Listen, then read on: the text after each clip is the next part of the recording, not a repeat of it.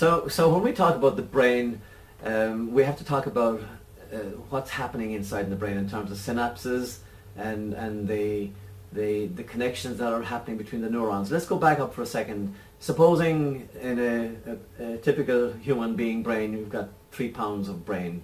Basically, that's what the typical weight is. And in that, there's usually maybe 100 billion neurons, and nobody can count that far in the brain, but we think it's about 100 billion neurons. Well, of that, none of them are touching.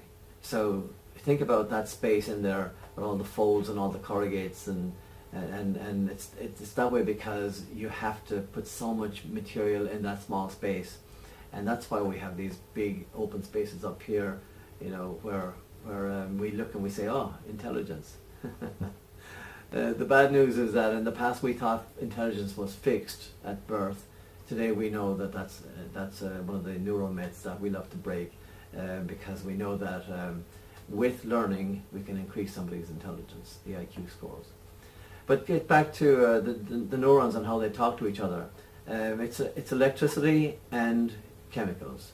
The electricity is the charge that goes from the neural cell down to the axon to the little bouton at the end, and then there's a synaptic cleft between that neuron and the next neuron, and that cleft is an empty space, and the electricity changes into chemicals at that space and ejects a whole bunch of neurotransmitters into the space between the 2 neurons, and that's where dendrites from the other neuron are receptors, and they're looking for particular types of neurotransmitters, and they pick them up, and if there's enough of those coming in, another action potential happens and the message moves on.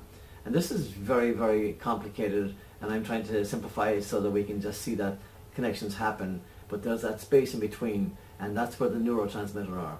Well, guess what? Dopamine is one of the best neurotransmitters for learning and for attention and for happiness and for a sense of well-being.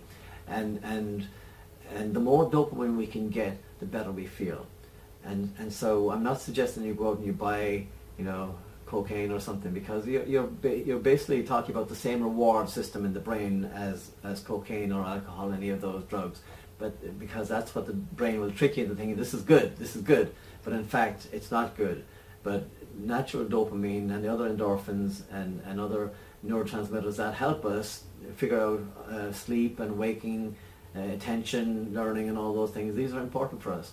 And so in terms of dopamine, we want to build dopamine into our courses so that when students our learners come to our courses and they feel good about it, they're actually having dopamine in the reward system in the brain saying, yes, this is good, I want more. And the beautiful thing about that is that you want more. It's intrinsic motivation, because what's happening right now when you're in the course and you're learning is that you're not being paid extrinsically by somebody saying, okay, learn this or I'm going to beat you up, or learn this and I'll give you some money. It's I feel good. It's an intrinsic thing, because the natural curiosity of the learning system is awakened and aroused. And so we can build that into our courses, and all teachers who are good know how to do this. And sometimes it's just by looking at somebody and a smile, sometimes it's a pat on the head, sometimes it's saying, I like the way you just put some effort into that.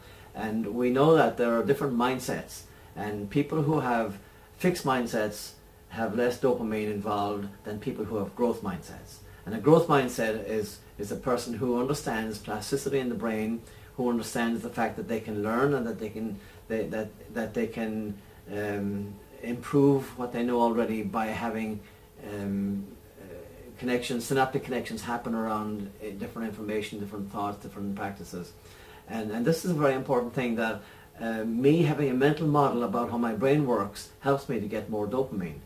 And no matter how difficult the project is or how difficult the concepts are, I can go in there and say, I know I don't know it today, but if I read about it, touch it, move it, play with it, talk about it, articulate some emotions about things, then I know that I'm going to have synaptic connections happen around these concepts, and I'm going to have myelination on those dendritic connections, and because of that I will get more dopamine and my learning happens. And so it's a different model than the old model, which is, you know, practice, practice, practice, practice, practice, because practice and repetition is going to, you know, make you perfect. In fact, you know, practice makes permanent, not perfect. You have to have the mediation happen for the perfection to happen as well. So practice that is perfect will make perfect happiness or perfect anything. So for me, the most important part of the mental model around learning has to do with the synaptic connections and the neurotransmitter, which is dopamine, that happens between them. And when I get enough dopamine, I know learning is happening, and that's what I want.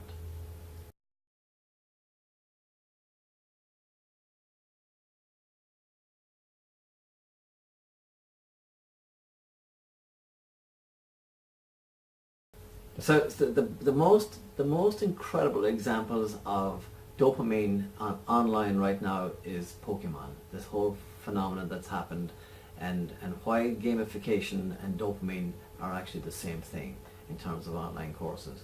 So what I want to do is I want to keep my players or my learners or my students, whatever I have, whoever I'm teaching, I want to keep them in their prefrontal cortex, and the best way to do that is by having predictions. If I want them to predict something and they want to know the outcome, I'm not going to give them the outcome straight away. They're going to make a prediction, something happens, and then the result will happen. And if they get the result, which is a feedback loop, then there's a whole chunk of dopamine based on whether they got it at this level or this level. And so you have a new type of thinking going on, like I'm leveling up. I'm leveling up because I've already achieved this much. It was a chunk of information or knowledge or skill or practice that was attainable. It was just up there attainable. I went in, I tried it. I didn't get there first time, but I went back. I was persistent, and persistence is very important, because every time I get a little bit further, I get a hit of dopamine, and I want those hits of dopamine all the time.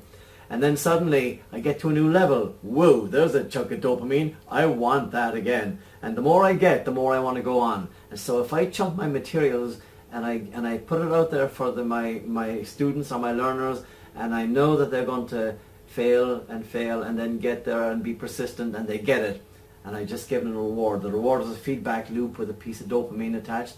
I've got them forever.